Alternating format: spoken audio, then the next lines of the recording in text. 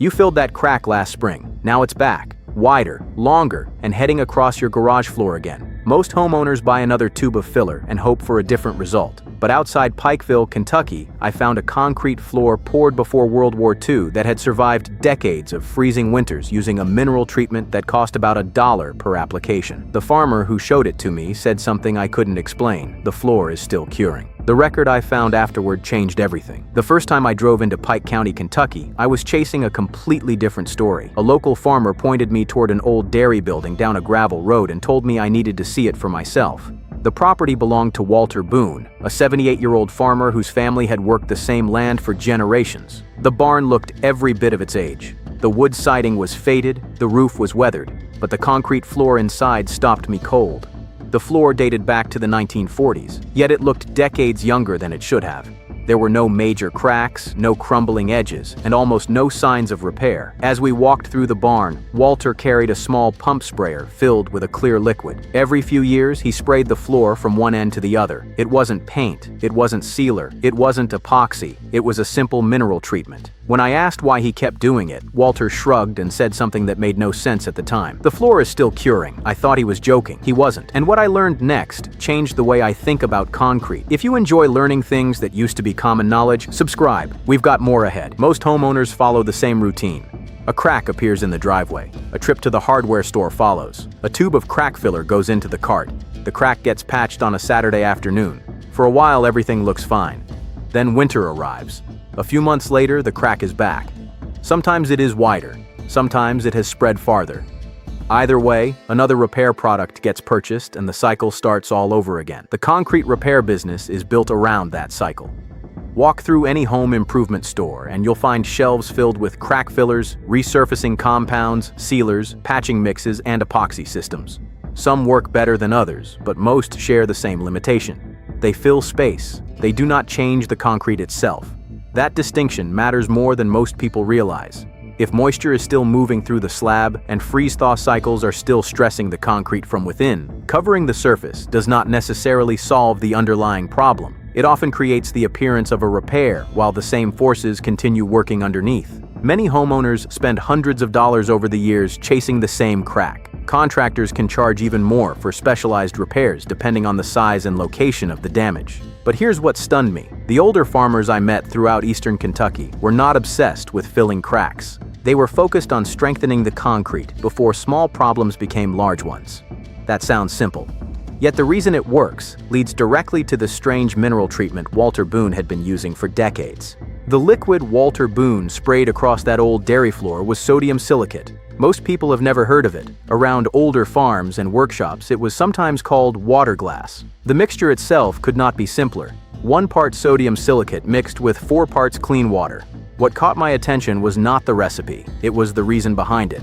Concrete looks solid, but chemically, it is far more active than most people realize. When cement is mixed and poured, the hardening process begins immediately, yet portions of that process never fully finish. Years later, some of the original compounds still remain inside the slab. A retired materials engineer once described it to me like a seed that never finished growing because it never received enough water at the right moment. That comparison explains why sodium silicate matters. The solution moves into tiny openings inside the concrete and reacts with compounds already present in the slab. Instead of acting like a patch sitting on top, it becomes part of the material itself. What stopped me cold was discovering that modern concrete densifiers still rely on the same basic chemistry. According to Prosoco's concrete densification research, silicates react inside the slab and form additional calcium silicate hydrate, the same material largely responsible for concrete strength. When I asked Walter why he trusted it after all these years, he smiled. "I don't trust the bottle," he said. "I trust what the floor looks like after 40 years." But the real surprise wasn't the sodium silicate. It was what happens after it reaches the inside of the concrete. To understand why this approach works differently, you have to think smaller than the crack itself.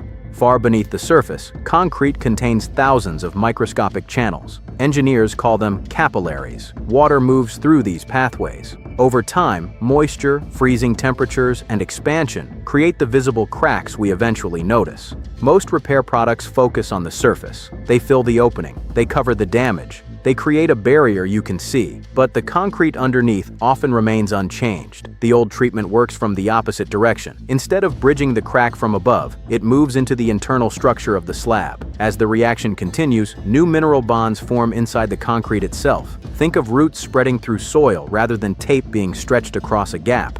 What makes this especially interesting is that researchers have documented similar reactions in modern crack sealing studies. A Cambridge University research project found that sodium silicate can react with calcium hydroxide already present inside cement-based materials and form calcium silicate hydrate gel within cracks. That matters because calcium silicate hydrate is one of the primary compounds responsible for concrete strength. Standing inside Walter Boone's barn, that idea finally started making sense. The floor was not surviving because somebody repaired it over and over. It was surviving because somebody spent decades strengthening it from the inside out.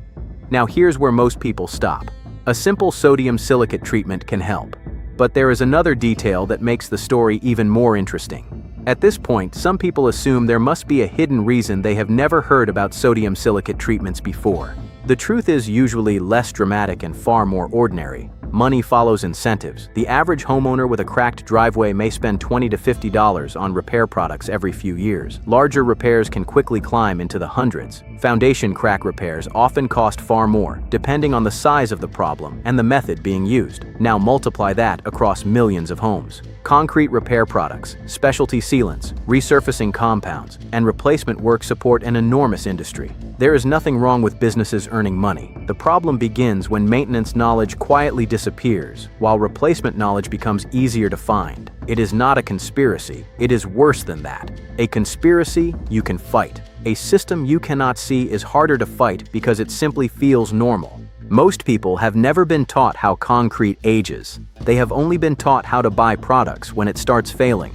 Over time, repair becomes the default answer even when prevention may have been cheaper and easier. The old farmers I met rarely talked about repairing concrete. They talked about maintaining it. That difference may sound small, but it changes how you approach the entire problem. And once I understood that, I stopped asking how to patch cracks. I started asking how those old floors managed to avoid them in the first place. Before I show you exactly how to do this yourself, there's one more piece you need to understand. If you want to try this yourself, the process is fairly simple. You'll need a 1-gallon garden pump sprayer, a clean bucket, a stiff nylon brush, and sodium silicate solution. Choose a day between 60 and 75 degrees. Sweep the concrete thoroughly and remove any loose debris or flaking repair material. Mix 1 part sodium silicate with 4 parts clean water. Pour the mixture into the sprayer and apply a light, even mist across the surface.